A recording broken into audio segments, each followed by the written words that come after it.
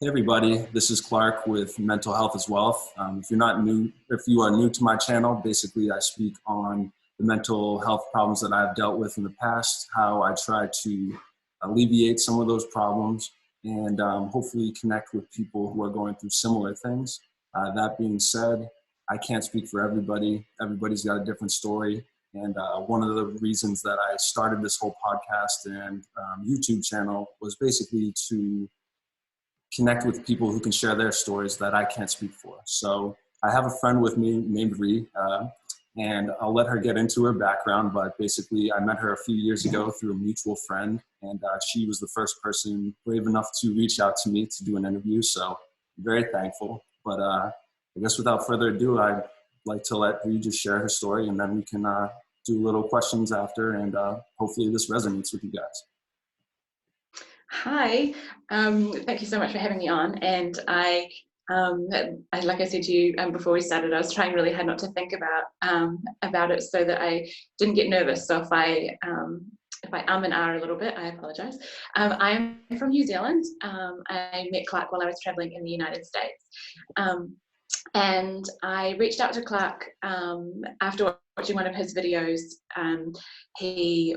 Before that really, he posted a picture on Instagram of what he wanted to talk about on his channel, and I joked with him about how it was a chapter summary of my life, or my journey so far with my mental health, especially in the last couple of years. And there was a few topics on there that I really resonated with. And after watching one of his videos, I broke down the barrier of fear that I had, and reached out. I really thought it was silly initially to say, hey, I would really like to speak with you about those things. But yeah, here I am, here we are. My background and journey with mental health has been one of many parts, and the first part was one of self-discovery. I was in a relationship for most of my 20s. I'm now 31. And through that journey, initially at the outset of that relationship, I was very young. I still hadn't really established who I was as a person.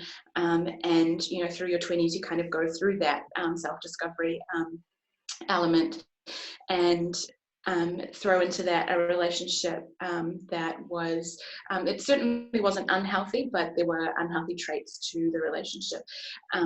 And I began to lose parts of myself, but I didn't realize at the time. It was only now, with the benefit of hindsight, that I can look back and see how I had changed my own preferences, or sacrificed parts of myself to please somebody else. And I think as women, we're probably really good at doing that, at making sure that everybody else is okay, everybody else has what they need.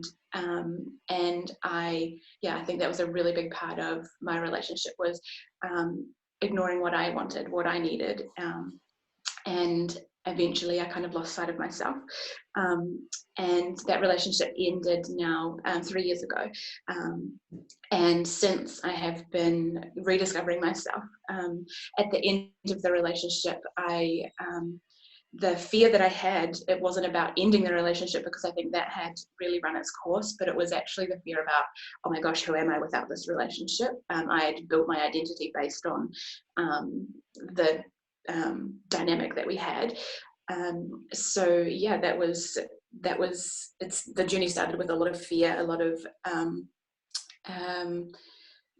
reservation, I guess, about going on that journey, because I was like all of a sudden faced with it. It was confronting.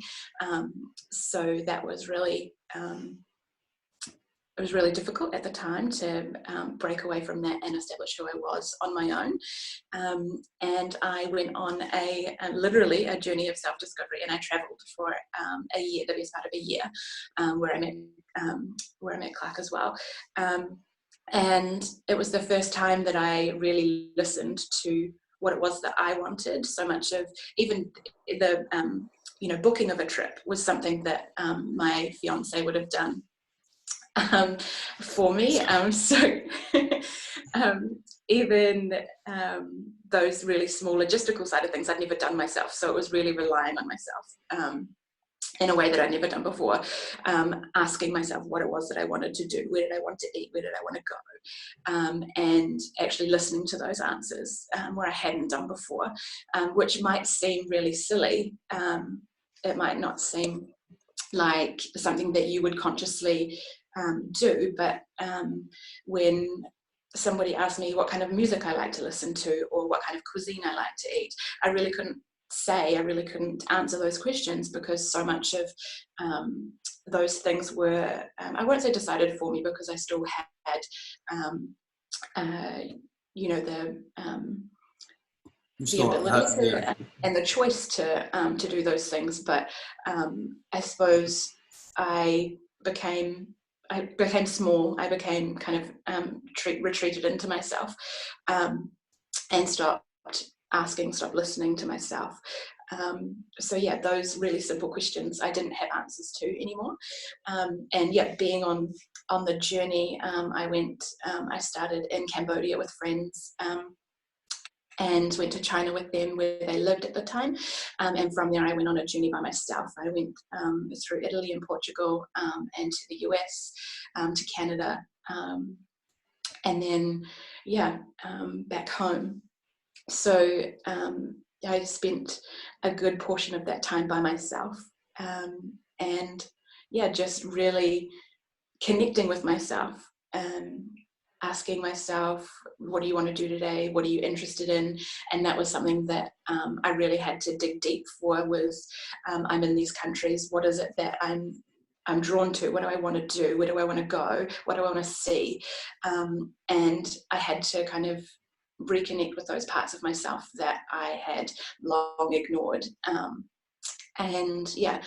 I previously, when I was in that relationship, if there was something that I wanted to do on the weekend, but my partner wasn't interested in doing it, I wouldn't do it. And being by myself, if I wanted to do something, I just did it.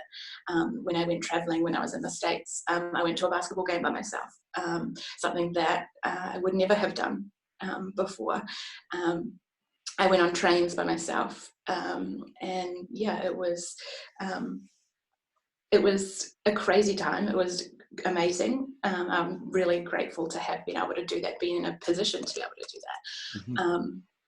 And it kind of ties into the next phase of my journey, which my travels resulted in a pregnancy, and I had my daughter turns 1 next week, which is crazy. Congratulations now on that. to now say that I have a 1-year-old, because I certainly didn't anticipate that on my plan, but someone else had plans for me.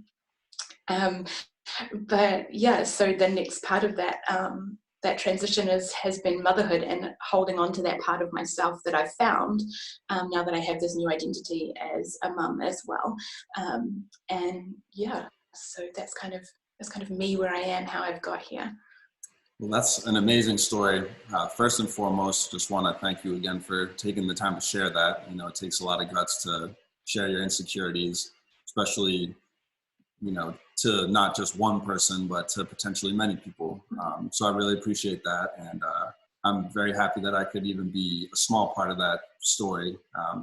I just wrote down a couple questions. I spoke with Ree earlier just to kind of get a little flow of what we wanted to do with this. But was there anything in particular that you can say that you found in your physical travels within yourself, or was there anything that you had been looking for prior to going on this journey, or was it just I'm going to go on this journey and I'm just going to figure things out day by day and just kind of put the pieces back together?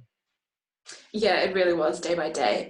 Literally, in terms of I had a ticket into one place and a ticket out, but I had nothing planned in between. So it really was day by day.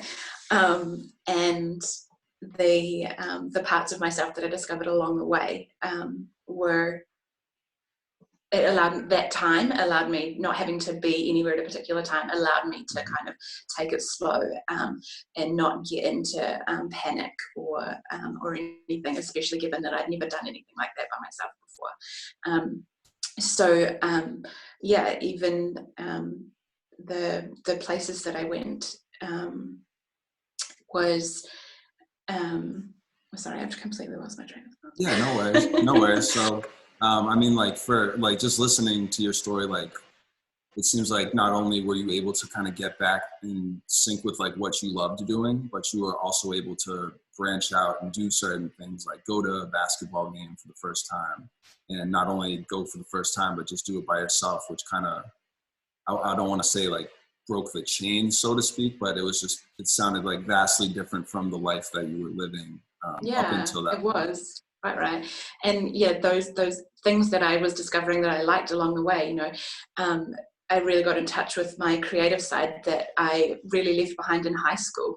Mm-hmm. All the subjects and all the you know, what I'd planned to do with my future was all based around creativity. Mm-hmm. And that's something that I'd completely left behind. So being able to see artists literally on the streets in Italy, and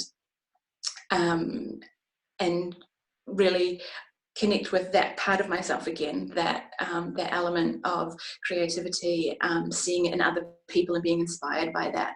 And I did a photography series while I was away on people's creativity inspiring me. So it was me. There's a series of photos that are of musicians and artists and different people just embracing their own creativity, and I loved observing that because it reminded me of my own, and yeah, just seeing their I guess their freedom with their creativity as well, being Absolutely. able to express that so openly, where I had been suppressing myself, my creativity, and so much of my identity. So being able to open that back up again was really refreshing. Well, that's incredible, and you were able to find that in the streets of Italy, as opposed to, it just goes to show you sometimes you got to get away to get back in tune with yourself, and then you can kind of come back with a fresh new perspective. Yeah, But and part of my travels was running away a little bit. But I think more than running away, I think I was desperately running to myself. exactly, yeah, because you can look at it as you're trying to escape something or you're trying to find something, and I think that you chose the second option, and that's like already putting you in a more positive mind state. Like you're discovering as opposed to fleeing. So I definitely think that that's the right way to go about things. I also, just as a side note, Ree mentioned that she's super good at like creative endeavors and things like that. And she reached out to me too and said that she's good with the video editing and just the creative side of things. So I'm probably going to have to tap into her expertise moving forward, just because kind of been skirting by with the bare minimum, not really editing anything. So I think if I want to take this more seriously down the line, I'm gonna need some tutelage on her part. But Happy to help any way I can. absolutely. Well, another thing that we spoke about while we was dating this person and engaged with this person and whatnot, she had a bunch of friends that had just kind of discovered like the Tinder wave, like the dating apps and everything. And she mentioned basically that it kind of went against all of her ideas of like dating principles and whatnot. She's very much a face-to-face kind of girl, and it felt artificial in a sense, you know, meeting these people without actually meeting them. And I'm just curious how that's kind of affected your dating life as far as being a mother, and like what you expect out of a partner now that you have, you're not just only now a pro at taking care of yourself, but you're now a pro at taking care of somebody else. Yeah. And that's kind of the second phase of my journey, in that I have kind of Emilia, my daughter, and I are in a bit of a groove now, and I've worked through a lot of the stuff that I'd previously swept under the rug, and I do feel ready to add someone else to my life and have someone in my life. Emilia's father has chosen not to be involved, so the person that comes into my life really, I would expect that person to step into those shoes, which is a huge expectation, and it would take a really special person to do that. So yeah, it's absolutely daunting to to feel that, to feel ready, but then also be really reserved about how I'm putting myself out there, because dating apps, I have, I've never had a profile on any kind of dating app. I've looked at screens. I've never swiped left or right. Like it's just not for me.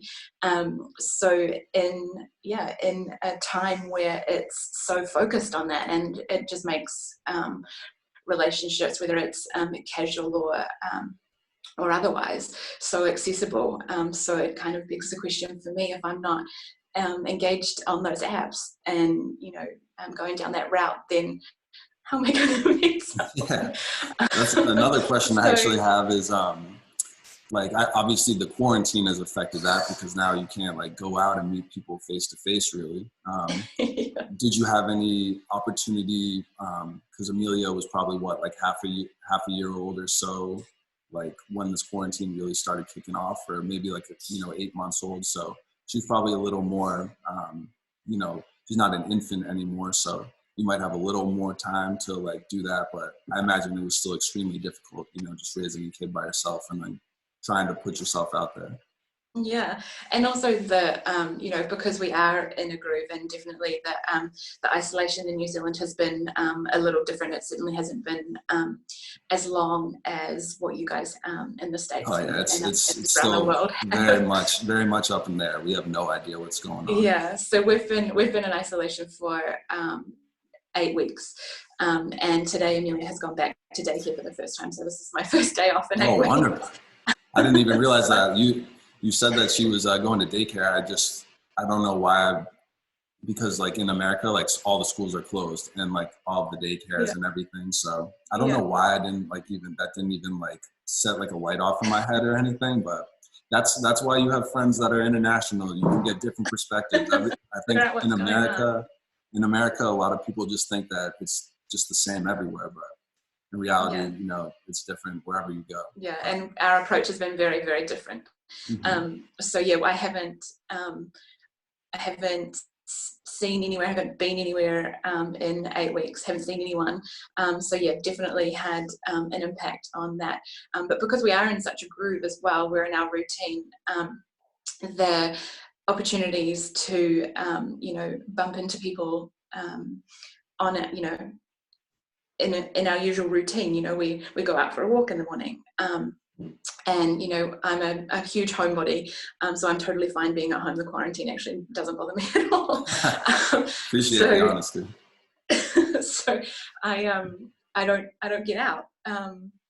So yeah, the opportunity to meet people, unless I pass another dad, when I'm dropping another single dad, dropping Emilia off at daycare, like the opportunities to meet people just aren't really there. So I'm not expecting an answer, but it's just an interesting way to kind of think about things when it is so digital, where I'm having to really think outside the box, or kind of just plod along and wait and see what happens. I don't know how much control I should try and have over the situation. Yeah.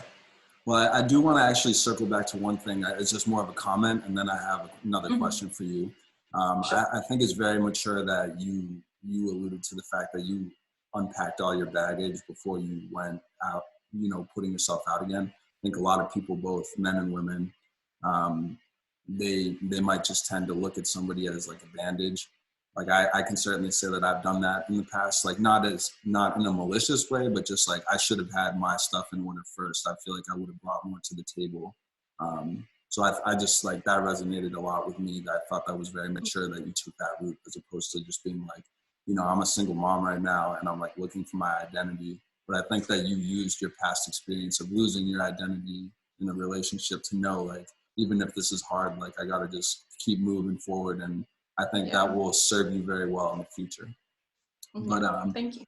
The next question that I have is, how has, having a child, how has that affected your identity? Has it caused you to reassess your identity, or do you think that it doesn't really change your identity at all? It's just another part of your identity? Definitely when I was new to motherhood, it was all consuming. So I was mama. I didn't feel like I was Ree at all. So Mm-hmm. that's been another journey kind of back to myself. And that's the reason Emilia goes to daycare 1 day a week is because I do parent solo, so that I can connect with myself. I can do things that, just things that interest me. I can have a break, I can refresh and reconnect with myself. But yeah, I recognized that in myself, that I didn't want to be resentful of her in kind of being that mum, playing that mama role, when I just discovered it. Like I really felt like I had to cling on to that Ree that I'd found, Mm-hmm. because so much of my identity was now being a mum. And I was speaking with a friend yesterday, actually, about the sacrifices that that I have to make, but the sacrifices that I'm willing to make. Even when it comes to my career, at the moment, I'm not working. I'm at home with Emilia 4 days a week, but weekends as well. I don't get time off. But yeah, so. Even when it comes to my career, I might have to kind of put that on the fence at the moment, and just focus on being a mum. But that's always something that I can come back to later. So with her being at daycare, I've really enjoyed the chance to, much like you've found a release in your videos and things, I write, and I journal a lot, and that's how I process all of those things that are going on in my brain, because if I didn't, I live in my brain, and that's not a safe place to be sometimes. I can completely understand you in that regard. The mind is definitely a powerful thing. Yeah, so yeah, and the photography side of things, I still have so many travel photos that I'm yet to edit, and just things like that, reconnecting with my creativity. And I see so many different projects and things that I want to do that I'm adding to the list constantly. So yeah, for the last 8 weeks I haven't been able to do those things, so I'm really looking forward to today is just my relaxed day, to really relaxed day. You're still in your guts in an interview with me, someone that you haven't seen in like 2 years. Feeling a lot lighter. Yeah, no, I felt the same release when I did it, so I completely understand.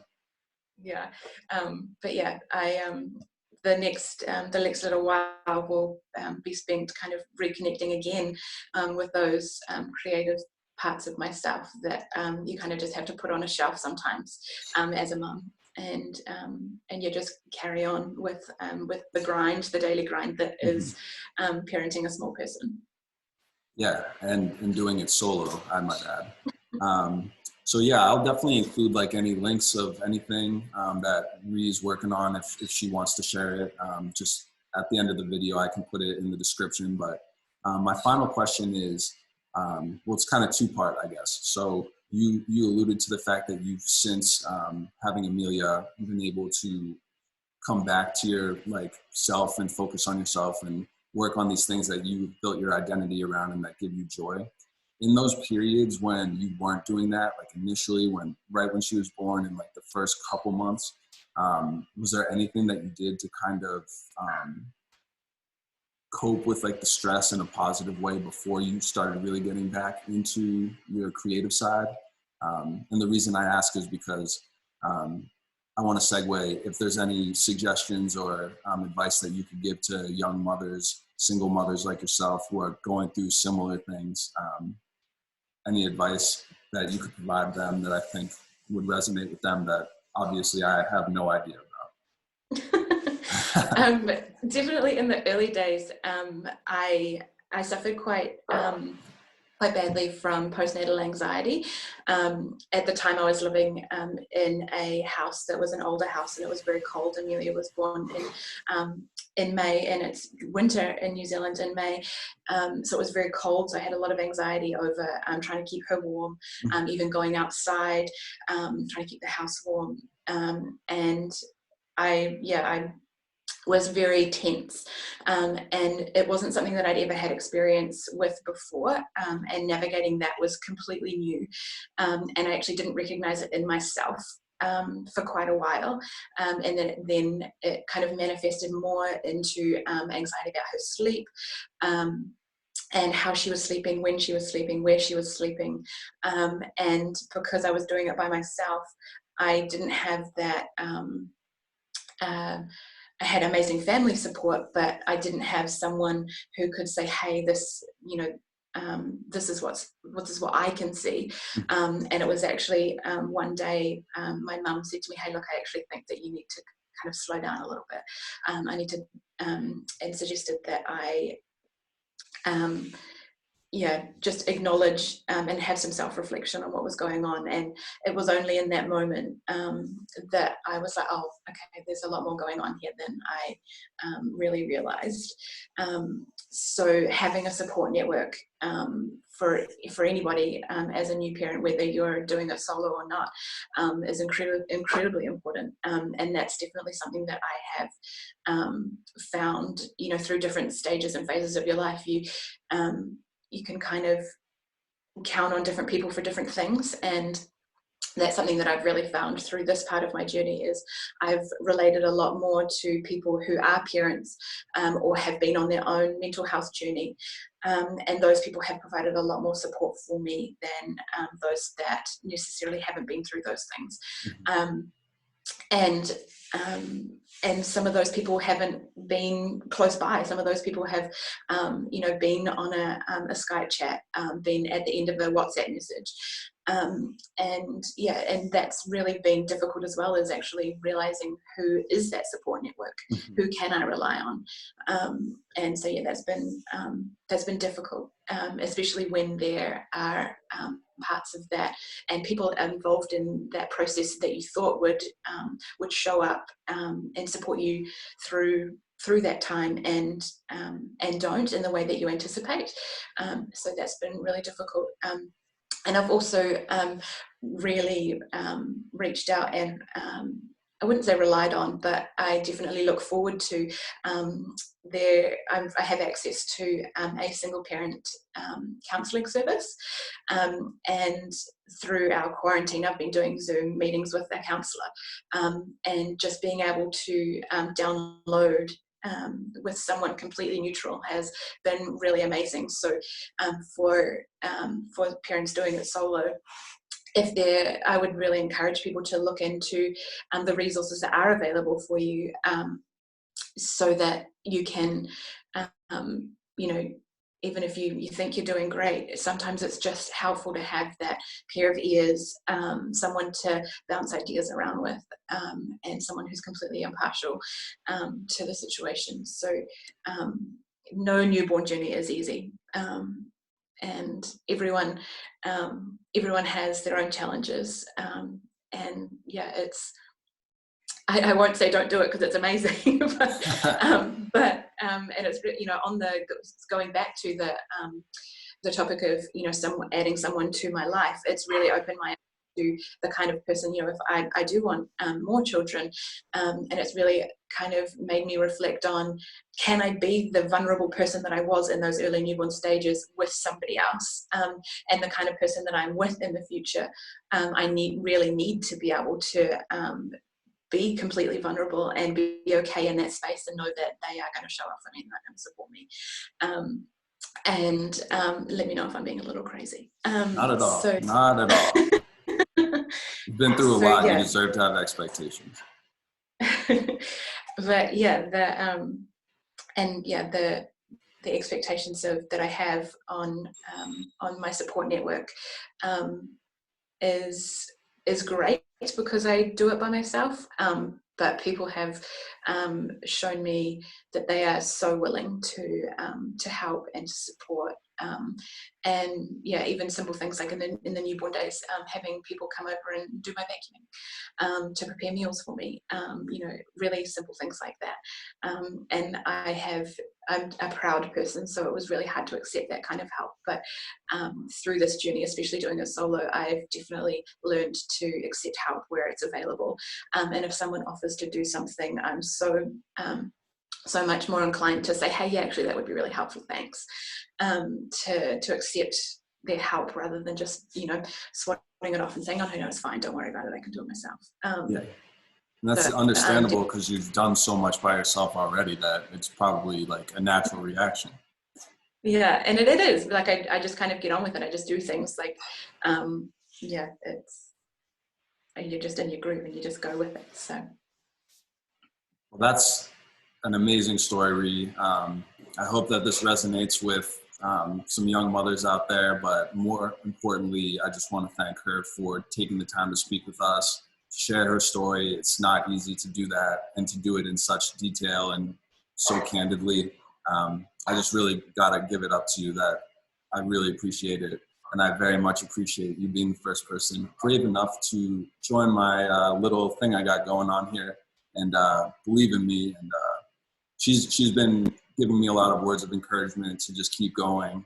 And I've received some outpour from other people too, but I just want to like really make it very clear that I love all the like feedback and love I've received. And I love the fact that people are sharing their stories, not only to me, but to anyone who wants to listen. I think that requires a lot of bravery. And I just think that this was a wonderful time doing this little interview. And I don't want to get too much into your life just because, you know, you have all your creative endeavors and this is your day off with Emilia being at daycare. So if there's anything else you'd like to say, I think that we can conclude this. But thank you everyone for watching or listening. And I hope the story resonated with you. Thanks so much, Clark.